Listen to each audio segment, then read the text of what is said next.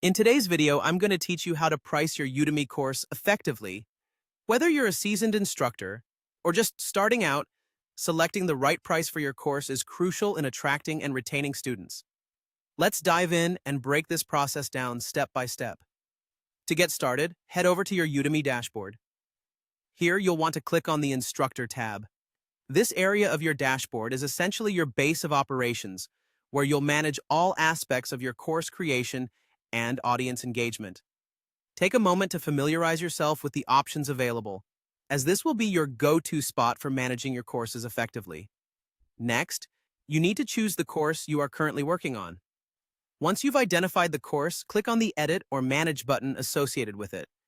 This action will open up a new window where you'll have the chance to make various adjustments to the course settings. Whether you're adding new content or tweaking existing material, this section allows you to refine your course details. Once you're inside the course management area, go to the section that says Publish Your Course. Under this section, you'll see an option for pricing. Click on it. This is a pivotal step, as the pricing you set will significantly influence both your revenue and the interest from potential students. Setting the right price is a delicate balance. You want it to reflect the value of the content while also being accessible to your target audience. Now, let's tackle a common hiccup. You might notice a message indicating that without a subscription, you can't set a pricing option immediately. Don't worry, follow the instructions Udemy provides. While this might seem like a roadblock, remember that understanding how their subscription model works will be beneficial for long-term planning and can influence your pricing strategy. Once you're in the pricing settings, it's time to select your currency and pricing tier.